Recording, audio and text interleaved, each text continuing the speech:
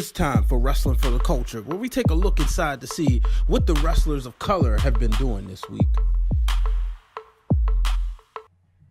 Hello, ladies and gentlemen, welcome to this edition of Wrestling for the Culture. This is the final edition of Wrestling for the Culture before the Super Bowl of wrestling, the grand spectacle, the force in sports entertainment, the one time that everybody looks forward to, the holiday, and that is WrestleMania, folks. But before we get started, make sure you are following the Wrestling Wrealm on all platforms. So you may say, where to follow?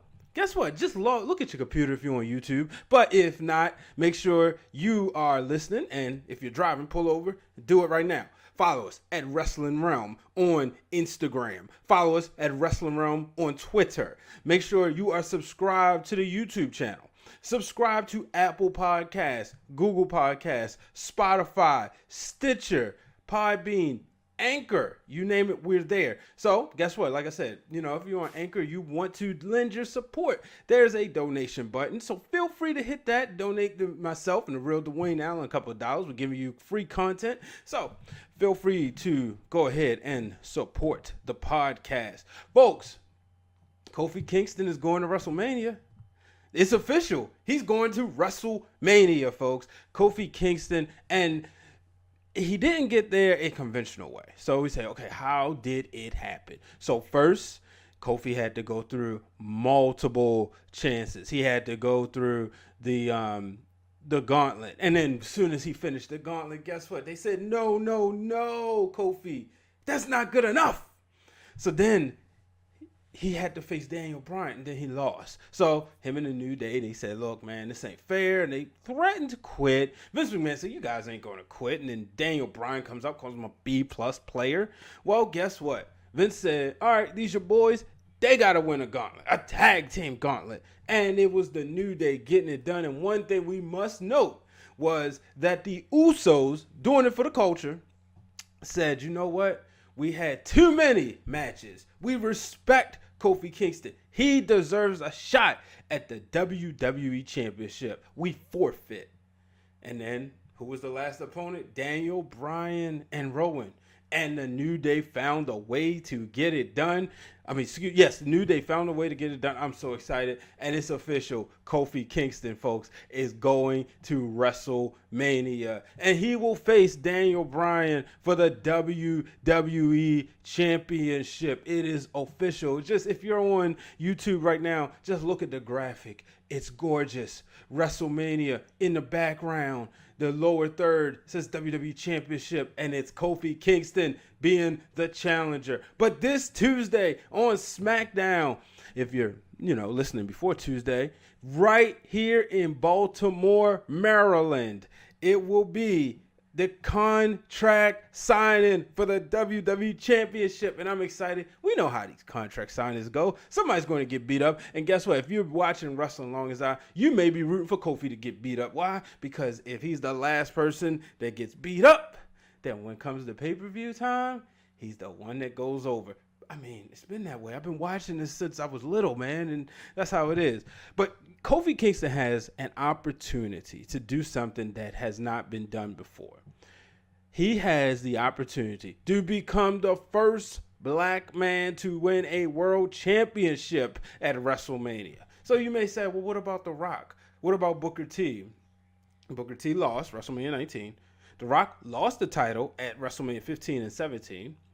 And then at WrestleMania 16, or they may say WrestleMania 2000, The Rock, unfortunately, did not come up, and he lost because Vince McMahon turned on him. And guess what? The real Dwayne Allen and I did a segment called Give Me the Book. Make sure you check that out. Give Me the Book right here on the YouTube channel, where we rebook certain segments.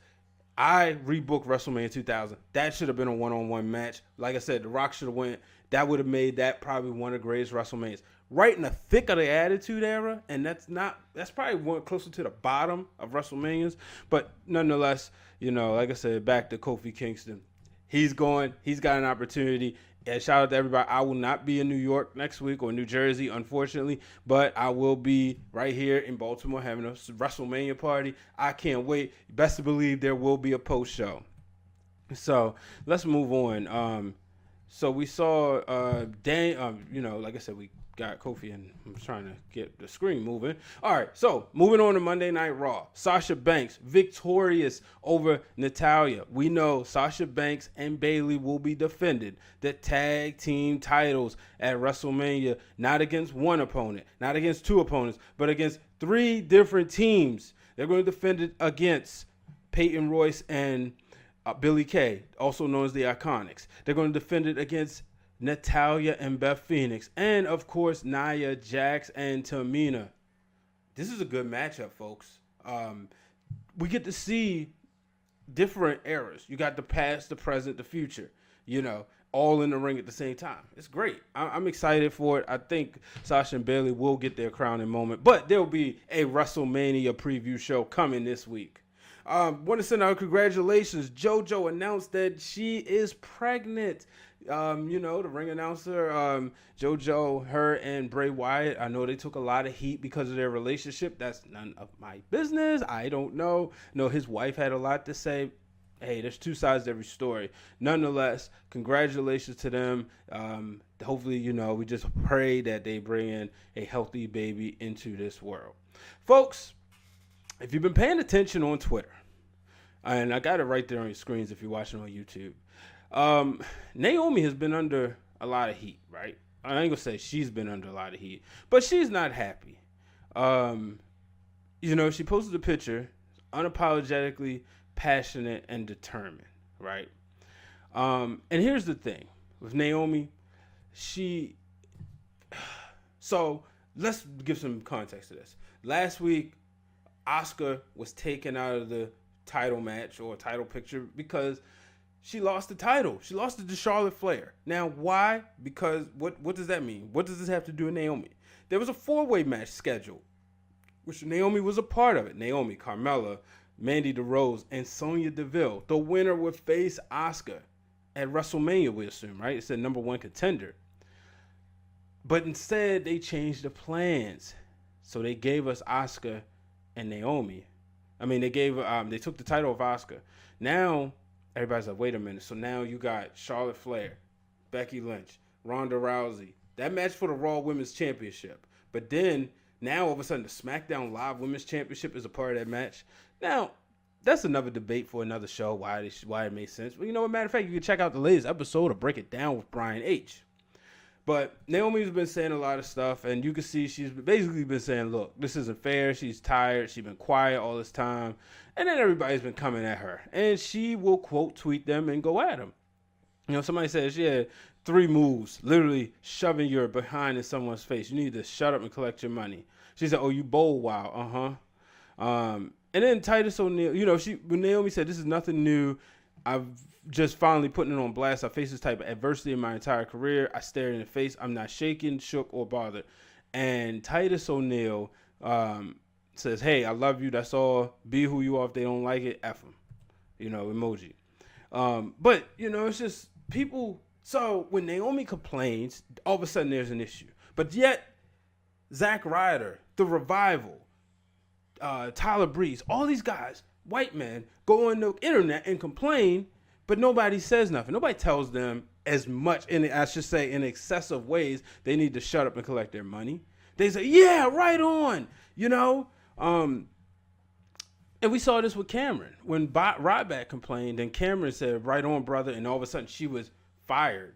So it's petty. I don't see Naomi getting fired, especially with AEW around the corner. Because if she's, it'd be like, hey, well, guess what? I can go over there and make money and get guaranteed money and health benefits. I'm just saying. Same with the Usos.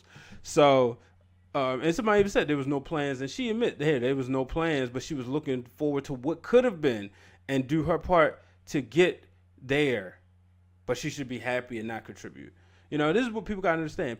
These women and men, they love wrestling. They love being a part of it. So it's not just a paycheck to them. So, but that's it as far as Naomi's concerned. like I said, it's just, it's ridiculous.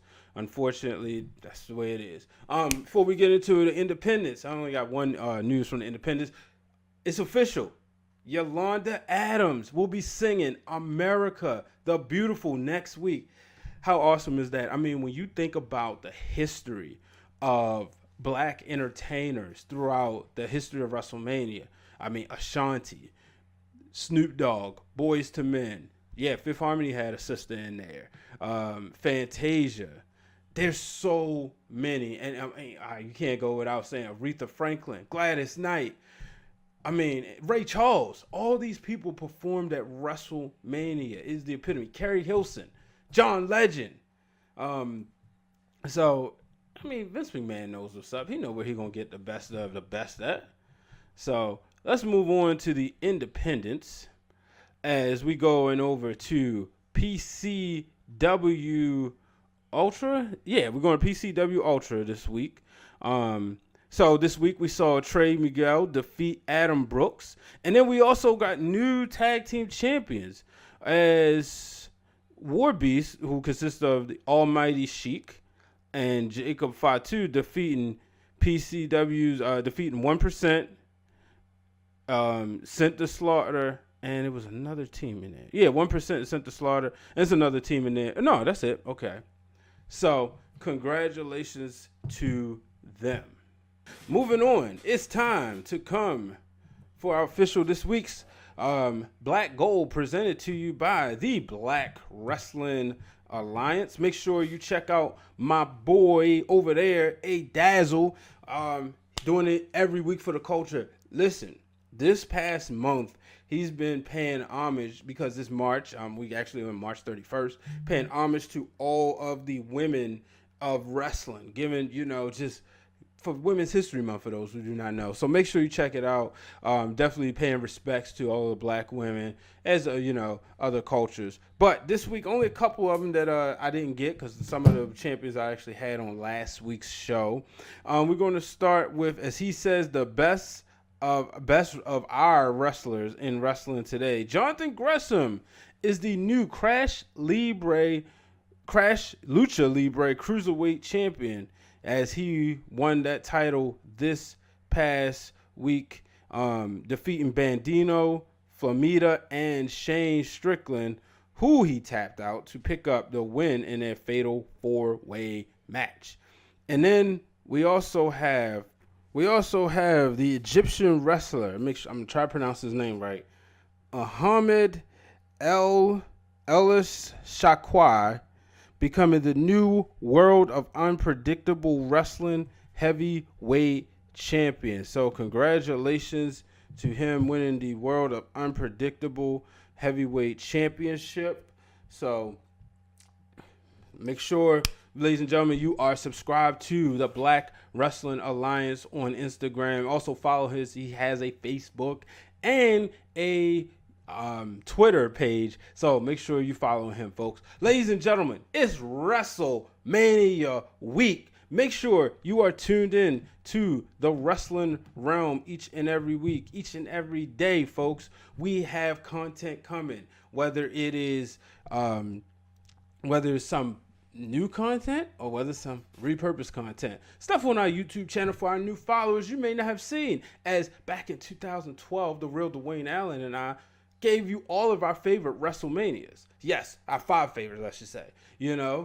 People will always come for me, but guess what? WrestleMania 9 is one of my favorites. So you don't like it, check it out. Listen why I love that WrestleMania so much. I actually watched it today. I was like, wow, things ain't changed. Yeah, it was 7 years ago, but things ain't changed. So make sure you check that out. We got Give Me the Book. Like I said, we're talking about WrestleMania 2000. So make sure you check out the Give Me the Book. Also, this week I'm break it down with Brian H. I booked Blake Thomas to come back. So make sure you will definitely want to tune in and hear what he has to say. Hear what his WrestleMania predictions are. I mean, him and I talk wrestling anyway. And you know what? I'm going to break the fourth wall. Folks, the other day, or them taping on Sunday, yesterday, the real Dwayne Allen and I was sitting here together, which is very rare we get a chance to really sit down together and watch wrestling. But we watched WrestleMania 17. So, took my phone, use the voice recorder, right? I said, yeah, I'm going to watch this. Let's watch WrestleMania. Let's just record it. Just see, we allowed the world in on our conversation.